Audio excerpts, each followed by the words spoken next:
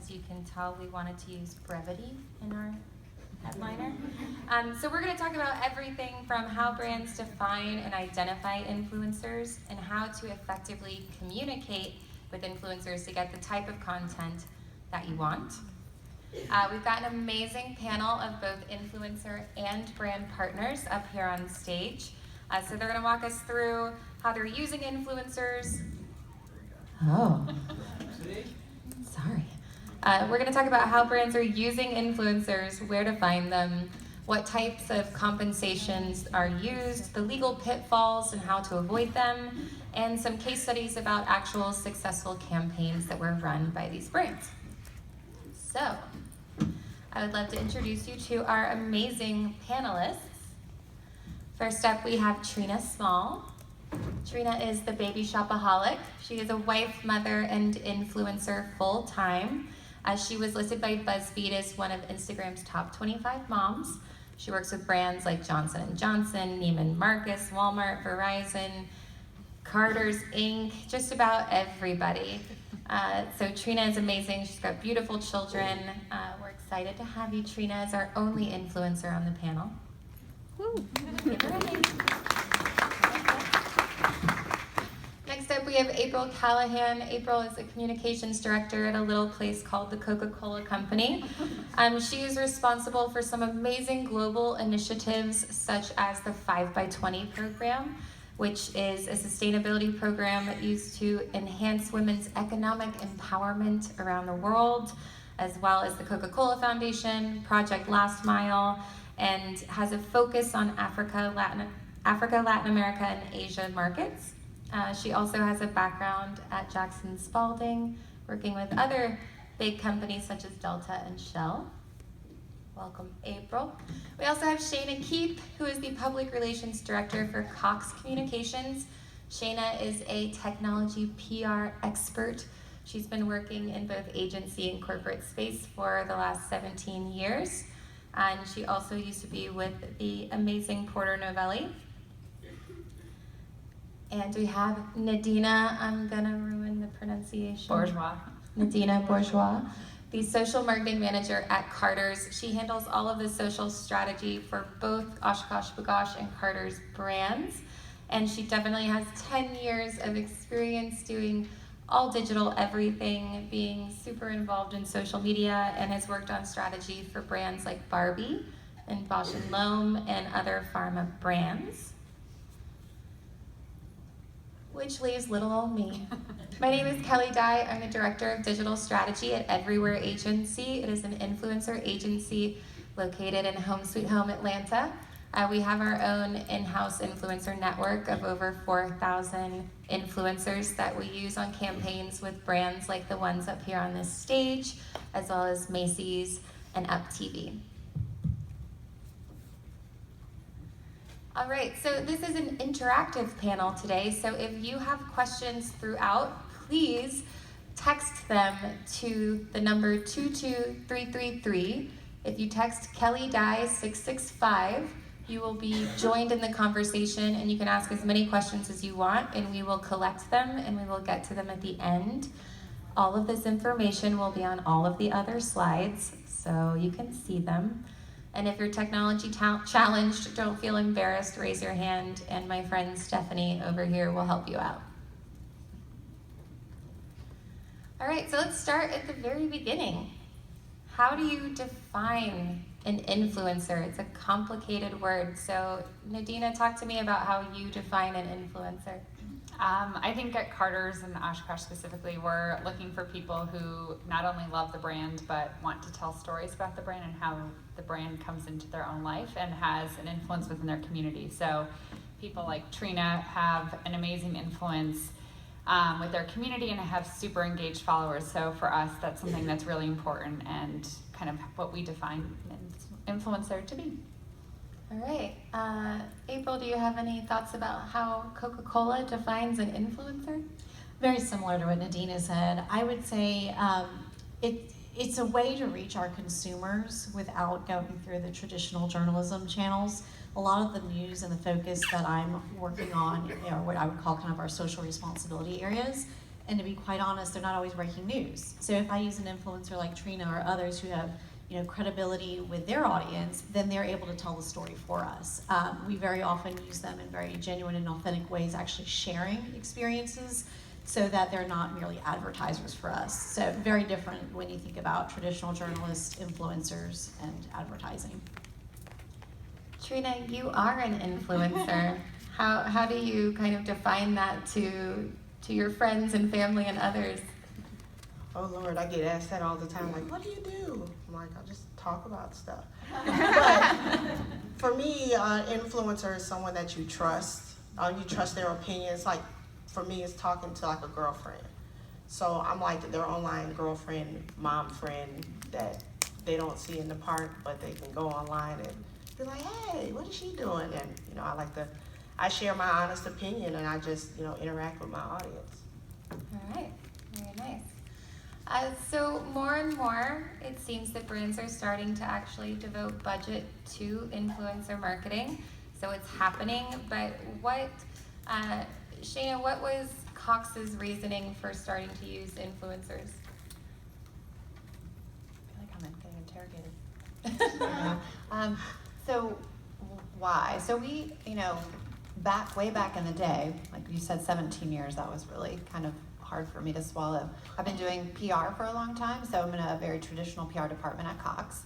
And third-party resources, third-party spokespeople is something that we've been doing in PR forever. So this is really a digital form of that. I mean, it's looking to experts in the industry that are just more validated than, quite frankly, our executives. Not that they can't represent the brand, they can. Certainly great at that, but consumers trust third parties, peers and people like them, versus executives at a company. So that's why we use influencers, and we base that on the target audiences that we're going after, and they can do that in a really authentic way, really much better than we can in our corporate public relations office. All right, you mean people would rather watch a cute mom of 3 other than a balding PR guy? Perhaps. Perhaps. Yes. What do you think, Nadina? Why is Oshkosh in the game? I think, for us, we aren't working with huge budgets, and I think this was a way that we could get a lot of reach and impressions without putting a huge price tag on everything. So, and on top of that, it gets us this kind of qualitative engagement that we haven't seen with anything else. So for us, it's just a really great ROI and a way to kind of story tell with our consumers that we aren't able to do in another way. Well, I know content is really important to you guys too. Yeah. So getting that beautiful imagery that you can repurpose. Yes, that's a huge part as well in developing our social strategy for both brands. I would say almost 50% of our content is coming from our influencers or user-generated content, and that by working with influencers, we're getting this content that we wouldn't be able to produce ourselves, and it's with real kids, and we've seen that our mom is really much more engaged with the type of content that looks like a picture she would take versus the lifestyle or catalog images we take of our baby models. So. True. All right, so how do you find influencers? You can't just wave a flag, and cold pitching is typically a bad idea. So Shayna, how does Cox go around finding people for those specific markets? It's probably a mix of our own research and, quite frankly, Kelly, everywhere. Shameless plug. It's a shameless plug for Everywhere Agency. Yes, that's true. So we've found some fantastic influencers that have been working with us, I think now for 5 years. Sarah has been working with us for 5 years, Sarah Evans. She's one of our digital correspondents. And then I'm not sure if you all found Safety Mom for us as well, but we've identified some others. But we've done just some research, other people that we've seen just represent other brands really well. So it's a mix. Okay. April, how about you? How do you source your influencers? Well, of course, we use Everywhere sometimes. The benefit of using a group like Everywhere is they already have the relationships with the influencers. And so that's really helpful. On our side, we also do some research. And a lot of it might be by using different hashtags. We want to make sure that they're already brand loyal with our beverages and our brands. And then we're also looking to see if they're actually interested and engaged in the topics that we're trying to communicate about. So if it's about women's empowerment or if it's about education or about HIV/AIDS, we're looking to find people that are passionate and genuinely interested in those topics. Because if they're not, then that content's not going to work for their audience. So it's a little bit of research with hashtags and different things like that, and then looking for others who already have those relationships with bloggers and influencers. I think that's a great point too, that you want to find someone who's already naturally talking about your brand, and then telling them that they can have more for it. Trina, what about you? How do you typically start a relationship with brands? I also go through everywhere. So they got both ends going here. But yeah, a lot of times a PR agency will reach out to me. Some are new, some I've heard before. So when I have a relationship with them, it makes it a little easier to make the campaign come to life. And then working with an agency also, they kind of filter out a lot of stuff. They push back on the brand sometimes, like, okay, that's not gonna work because, you know, Coca-Cola may have one idea, then they'd be like, you get a blogger to do that, it might not go over well. So by the time it comes to me, it's like we're on the same page. So that helps. And I get a lot of cold emails, you know, smaller companies reach out to me, and, you know, I don't discriminate. So I just tell them, hey, this is what I can do, and, you know, try to work it out from there. Awesome. What would be your advice to brands on what not to do in a cold pitch? What not to do, you know, ask for all this, you know, do this, take a video, take 20 pictures of your kids and do this and fly here and go there, but we don't have a budget. That's kind of like, you know this takes time, right? You know it's gonna cost me money, right? And you know, and it's not always about the money, but you know, when you do that all in the first email, more than likely I'm just gonna reply and say, no thank you, and just keep it moving. Because if you're gonna tell me there's no way you wanna work with me, but you don't wanna work with me, you want me to just work for you, it's not a partnership. And I think that's just the wrong foot to start on. So just make sure you're just open, and, you know, at least wait till the second or third email to be like, okay, well, we really don't have it, or something like that. And I think just to add on to that from the brand side, something we do a lot is we use a lot of social listening and are looking for people who have mentioned us, whether it's in an Instagram story or one of their posts, or it's an expectant mother who just had a baby. And we will often send people free clothes on behalf of our brands and say, congratulations, or your child is so cute. And it isn't always, you know, something that we get a photo back for or a direct response, but it's kind of our way of engaging with people and kind of spreading the Carter's Oshkosh love throughout the community. So it's kind of a nice way to just like start the relationship going and kind of see where it goes. Sometimes it's nowhere, and then other times it leads into a really great relationship. So. Money, money, money. So how does it all work? We get asked this question a lot, but Shayna, why don't you talk to me a little bit about how do you determine the value of the content that is produced? Well, I mean, so we work in different ways with different influencers based on projects and campaigns, but we place a huge value on the content that they produce, and we're very specific about what we ask for so that, you know, expectations are met. But there's like 3 different ways essentially that we work with influencers. So we have an influencer that we work with on an annual basis. So there's an annual contract in place. We work with her almost as if she's an agency. So she is almost as a part of our team. She understands our products and services. She understands our positioning. She's actually a customer. You know, Carter's is a great brand, right? And they make adorable clothing and accessories for kids. And so when you're talking about imagery and things like that, and, you know, moms and new babies, I mean, it's like, oh, warm and fuzzy. We're a cable organization, broadband company. So it can be harder to find influencers that embody the brand. So I think it's actually a little harder for us. And then also, we're only in certain markets throughout the US. So none of you are Cox customers. We are not in Atlanta. But, you know, so we have to identify people that can actually use the products and services. So Sarah Evans is one that we work with. And so we work with her as a sort of a digital correspondent is what we call her. And she represents us out in the field at industry events. She actually serves as, you know, a media spokesperson oftentimes, depending on the topic. So that's kind of an annual contract basis. And so everyone on the team will, leverage her expertise as needed across the board. The second bucket in terms of engaging with influencers, I would say, is kind of a project basis. And a great example of that is Safety Mom. Her name is Allison Jacobson, and she is an expert on online safety and family safety. And so we engaged with her a couple of years ago to help support our home automation product called Home Life. And so she's fantastic. She talks much more about how to keep your family safe online, but then she can tie in our Home Life messaging really, really well. And so we were trying to target moms with her. And so she was kind of hired specifically for that product set. So she's within that campaign, and I would classify that as like a project that we work with her on. So it's not necessarily, it's a little more project by project, but it's not that annual contract that you would engage with in terms of like an agency.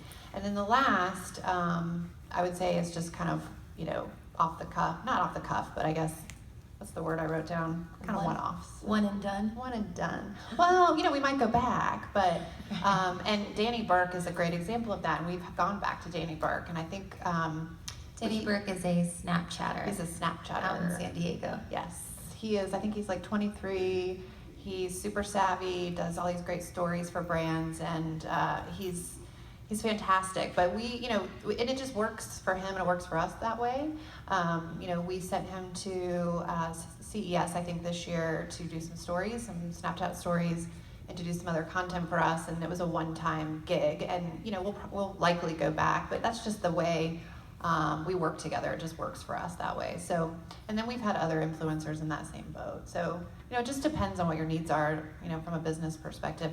And I would just say that, if you're doing kind of that annual contract basis, to be very specific about what you're asking them to do, but also give them the ability to be creative and put their own brand on it, their own personality to it. You absolutely do not want to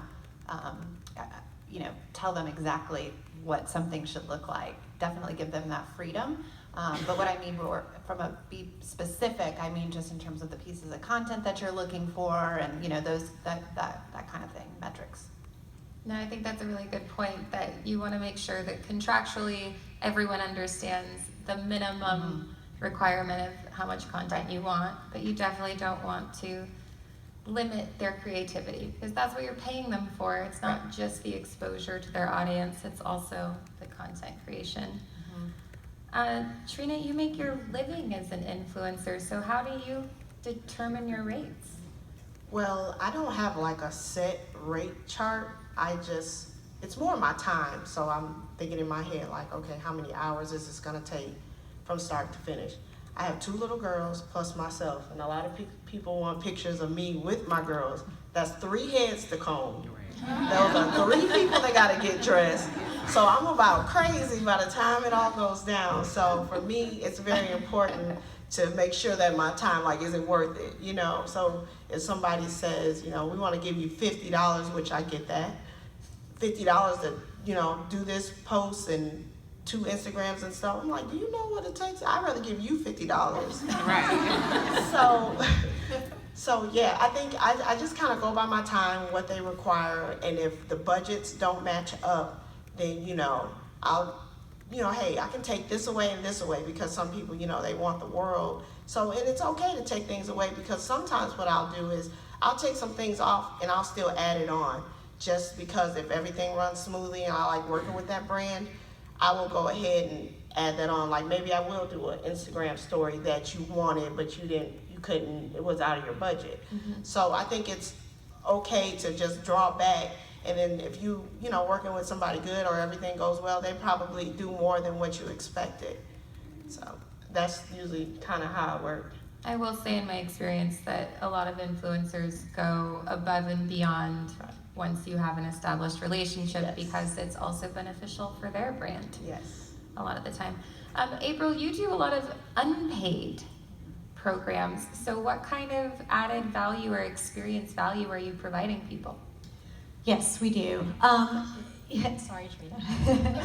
No, we do it The for one brand I haven't worked with. No, Well- I'm just kidding. We can talk. Yes. We do. The area that I work in, again, is very focused on social responsibility and the programs that make you feel really good. So what we focus on a lot is finding influencers who are willing to perhaps travel or experience or, genuinely feel a part of one of our initiatives and then share on their social channels. So what we might do is, curate a very small or special group of influencers and pay for their travel and host them somewhere. But we don't often give out, checks or cash. And the reason for that is, one, we don't have it for programs like this, and two, we want it to be a really genuine experience. And so we feel like, if we can cover the cost and make the case that this is worth your time and it's much more than a job, it's an experience, we feel like that is beneficial on both sides. We feel like it helps us, it helps our consumers, and it also helps the influencer.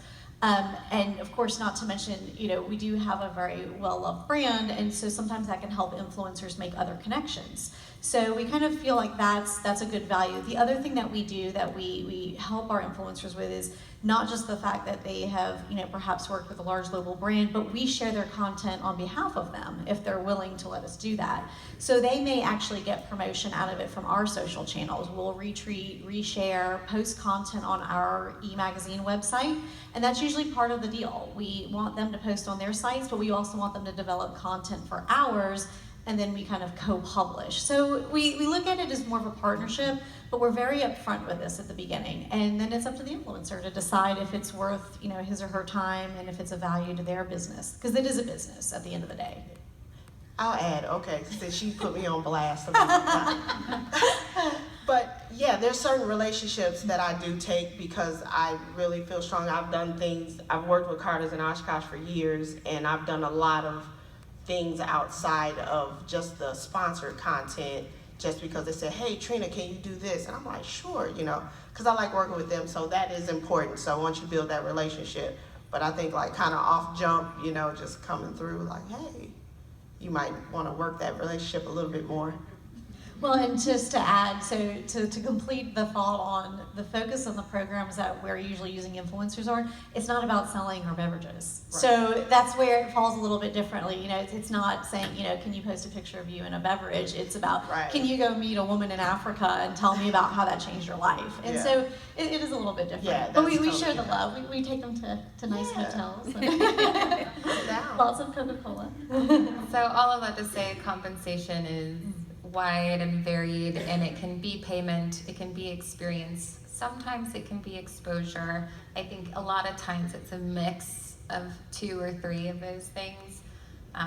They definitely all work together. Somebody had sent in a question of, do you recommend a legal contract for influencers, or do emails work just as well?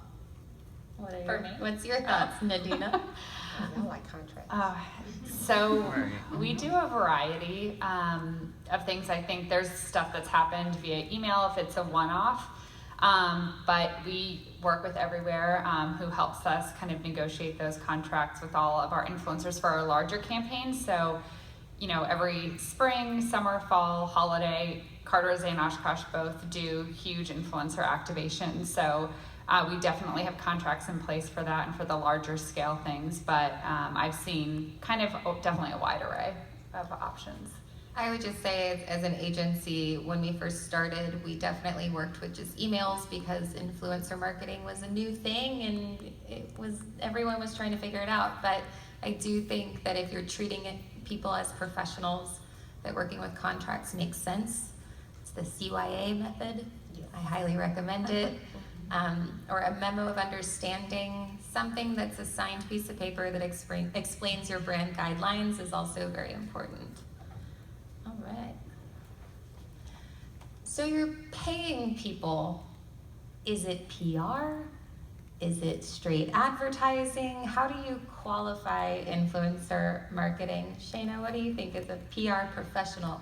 Yeah, absolutely. I mean, the earned and paid space are one now, so it absolutely is PR. I mean, yeah, so much of what we do in the past, I mean, several years, but probably most in the past, I don't know, 3-4 years, has merged more and more and more. So much that in our department, I mean, most of my time is actually focused on paid content. So it's much even broader than, you know, PR, but we try to match in our campaigns, obviously, what we do from a influencer perspective and content perspective. We're also trying to talk to the media about those same topics, whether it's products or other brand campaigns that we're doing. So absolutely, I mean, it's a validated way for us to get our message out there. So it's absolutely PR, and we actually want to be doing more influencer marketing. All right. Anybody else have thoughts on where influencer marketing fits in the mix? For us, I agree. It's PR for us. It's, you know, it's usually part of a larger campaign. So it might be complemented by other things, but it definitely falls into the PR space. All right. So we're going to talk a little bit of the type of content that you can expect from influencers. So we'll just go down the line. So this is an Instagram post from Baby Shopaholic, from Trina at Baby Shopaholic. You should all follow her on Instagram immediately at Baby Shopah. Talk to me a little bit about the types of content that you create for brands. Well, what I do, I like to tell stories. And then when I work with a brand, I like to show how it works in my everyday life. I'm not doing anything that anybody else is not doing. Like, I'm not up on this like house on the hills or something. Like, my child has to brush her teeth. So I share the story about how I'm using this toothpaste that turns blue. It's blue and it turns white when they're done so they can keep brushing. And so many parents found that helpful because they have a hard time getting their kids to brush their teeth. So I'm like, hey, I got a solution. And, you know, I told the stories, you know, how it was a struggle, and she would just like swipe her mouth and be done, and, you know, going to the dentist, and then we found this and how it helps our lives. And so that's why moms or other people, you know, are interested, because I'm sharing something that can help make their life easier. And I only work with brands that I believe in and that I trust. So I don't share a product I haven't tried. So yeah, I just incorporate stories with my daughters on the products. How much more are you using video these days? I've been slacking on my YouTube, but I am very heavy on Snapchat, working on the Instagram stories, but I love my Snapchat family. It's like all these strangers sending me videos. It's kind of crazy, but I love it. It's just like right there, then and now. So Snapchat is really good. I feel like right now my influence is really strong on Snapchat because it's right there in the moment. The pictures, the lighting is bad. It's like, hey, I just found this at the Walmart. It's on sale. And, you know, and then everybody's like, oh, I just picked it up. And it just like works instantly versus me having to take the photos and stage the pictures. So it's less curation. Yeah, and it's real organic. And I think the same thing with Instagram stories, but I feel like there's going to be a shift in Instagram stories just because it's Instagram, you know, everybody's life is perfect on Instagram. That's very true. They're very different platforms. Nadina, how about you? What kind of content are you guys getting created by these influencers? Everything. So from Twitter content to Instagram to pins, and obviously blog posts is probably, you know, where we started first and foremost, but since I've been at Carter's, I've seen what we get back in terms of content really grow, and we also want our influencers to be sharing kind of on the platforms that work best for them. So if Instagram isn't their number one engaged platform, we don't necessarily want to force them to post there, even though for us Instagram is kind of like our, you know, favorite organic channel. So we do want to make sure that everything is aligned with what works for our influencers, and we get sometimes really amazing designed pins. We get photos of children in the clothes, and we try and repurpose it as much as we possibly can. So we get a lot of like, this is an example of a lay down image that one of our bloggers took, and it just gives a different angle on the content that we're typically providing or showcasing to our fans on a daily level. But I think, we've seen really great engagement from sharing that blogger content. So if someone is doing a DIY and happens to be wearing Oshkosh clothes while they're doing it, we'll tweet that out, and our followers love that because it's resourceful, useful content that they can use, but as a brand, we don't have the time or budget to create ourselves. So that's where we really lean on our influencers, is to help us create that content that we can't produce. And as far as like organic Instagram stories and Snapchat, I think that's also another place we're hoping to kind of venture down, is how can we leverage our influencers for Instagram story takeovers and to watch them go in store and shop a new collection. So we're really excited about venturing down that path. It's definitely, as everyone knows, live video is scary for brands. So, but I'm excited for the day it finally happens. I would like to add to that. So again, I worked with Oshkosh and Carter's for years. So on my Snapchat and sometimes Instagram, when I remember, I'll do like while I'm shopping in the store, and then I'll do, if they sent me a package, I'll unbox it. And that's why I said, like, because we have a partnership, that they didn't ask me to do that, so that's organic. I'm opening the box right, once the delivery guy drops it off. Hey, I got a package from Carter's, and I open it up, show each item, just lay it on the floor. Like, this is cute, I'm gonna pair it with this, and people like that, and that's something organic. I don't know if they see it or not, but I'm doing it. The streets are watching. So, Nadina, before you guys make that jump into takeovers, what kind of rules are you going to put in place? How are you going to find people that you trust the brand to? I think it will, the first time we do it will definitely be with influencers we've worked with numerous times that we feel showcase our brand in a light that aligns with kind of how we showcase our brand. I think the biggest struggle will probably be like on the internal side and getting leadership to agree and feel comfortable with the process. I was in a session yesterday where someone had a really great idea of kind of writing out all the bad things that could possibly happen and then your solution for them, and it kind of, as an exercise, helps make everybody feel really comfortable that like there really isn't anything that horrific that could happen. Like it's everything will be manageable, and you're working with somebody you trust. So you can hit delete. Yeah. Hopefully not, but yeah, there's always kind of an exit strategy, and that I think makes people feel more comfortable and just feeling really comfortable with the people you're working with. All right, relationships are everything. April, would love to hear more about kind of how Coca-Cola tells stories through its influencers. Sure.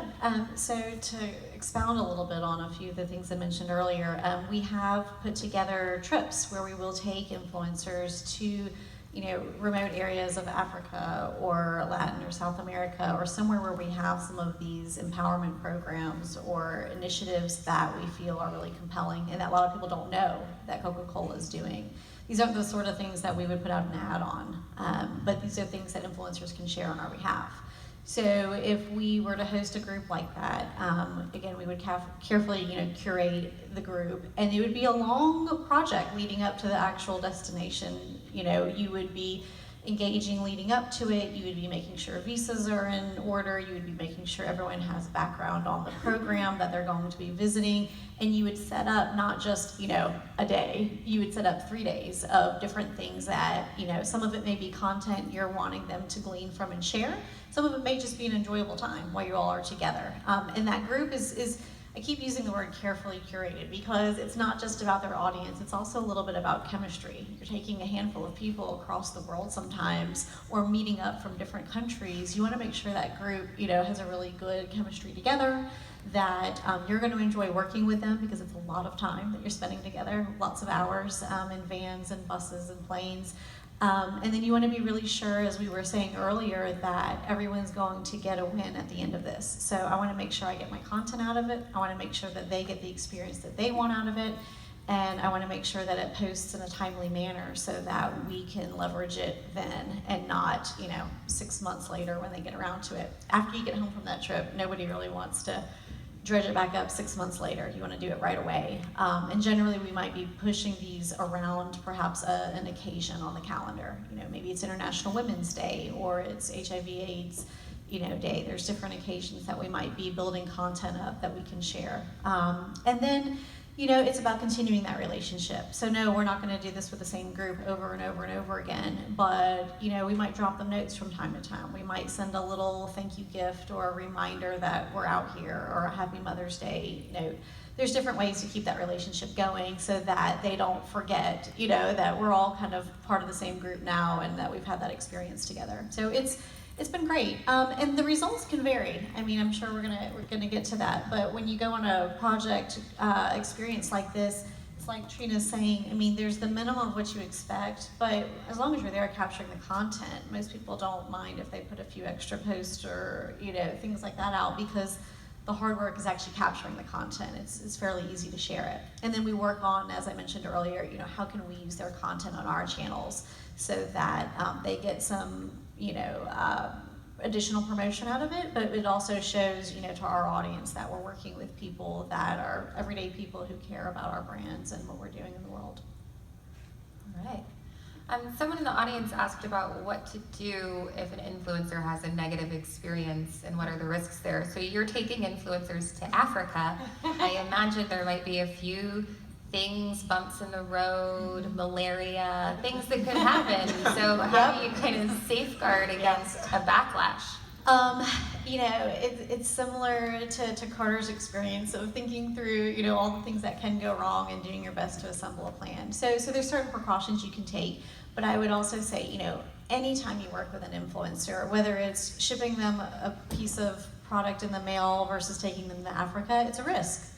They're not traditional journalists. They're in some ways paid in kind or otherwise, but they behave like traditional journalists and they have the power of the pen and their audience, and it's their channel, so you can't really go and ask for a retraction if they really have a bad experience. It is a risk, and you try to prepare for it. For a trip like Africa, there's a lot of conversations leading up to about vaccines and what are your dietary needs. And we make sure, of course, that we have security teams with us. We make sure that we always have an additional vehicle if someone needs to depart and get to medical help. And we're not taking people to dangerous areas per se. They're just very different areas from what we're used to. So there is always a bit of a risk, and there's the risk in the actual trip to Africa, and there's also the risk in making sure that people share good experiences. So no, not everything's perfect, but when you have a good relationship and you have really good travelers with you and good chemistry, those little things don't always make it out in the blog. But there's some influencers that I've shared some amazing experiences with, and we all kind of were nervous about what might be happening next when we were on the road.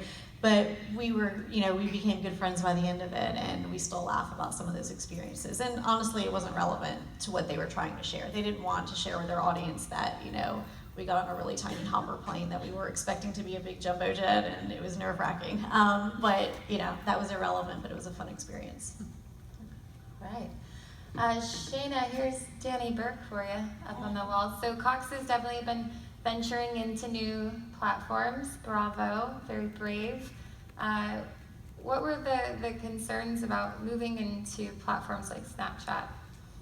Well, we were, looking to hit, a younger demographic. I think he's 23. Snapchat, I think target is like 18 to 24, the big users for Snapchat.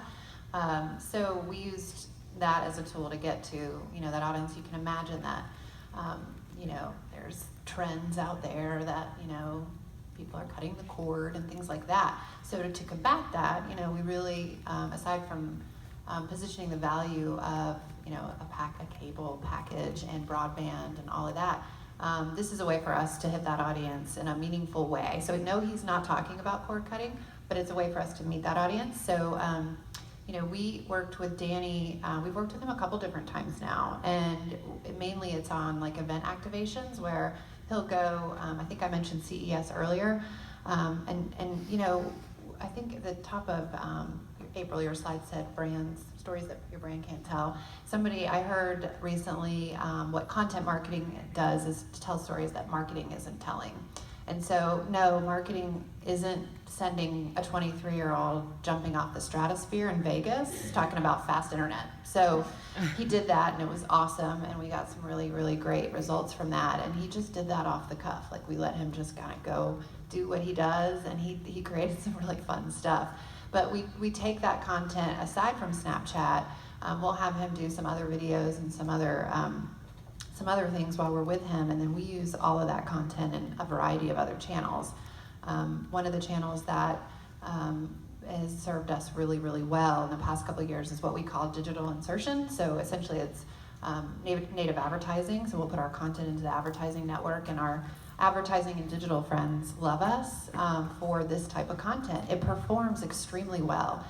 In fact, it performs 5 times better than marketing's content at 1/10 of the cost. So they love PR and our little budgets. So that's working really well for us. And so we also take him to, we have the smart home activation that we're doing, roadshow, where we're putting 52 devices in a home, in a single family home, and showing kind of the home of the future today.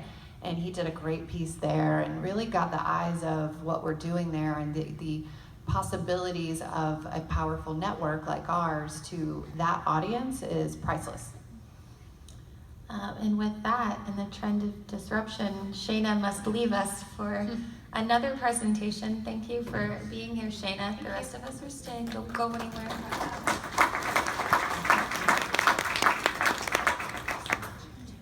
So we touched a little bit on this, the entrusting your brand to an influencer and kind of the fear factors. So Nadina, how do you keep control and let creativity fly?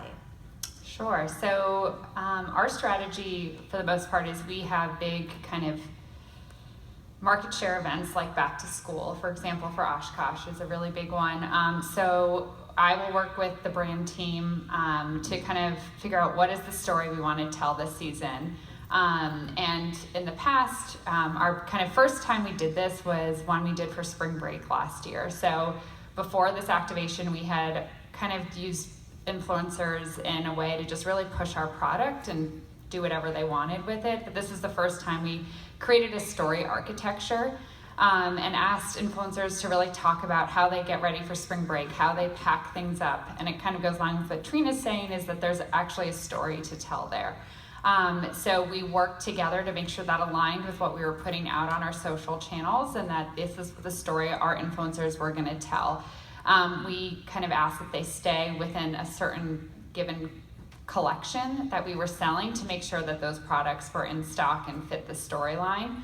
And then we kind of wait and see what we get back, but usually it's pretty in line. We do send blogger kits, we call them, or media kits, whatever you want, you know, your definition of it, but it's all pretty much the same with assets and story architecture, words to avoid. We hate the word kiddo. I don't know why, but that was just something that was always stuck with me from our VP. But yeah, so that's kind of how we kind of put stuff out there. But I've talked to Trina before about how we really want like the story that's told to be authentic and something that actually makes sense. And, you know, if someone feels like our story architecture does not relate to their family at all, and, you know, then we're not trying to force it, you know, in any way. We want it to really resonate with that family. So that's very important to us, that it's like this authentic story and makes sense, because your followers know when you're not telling a true story.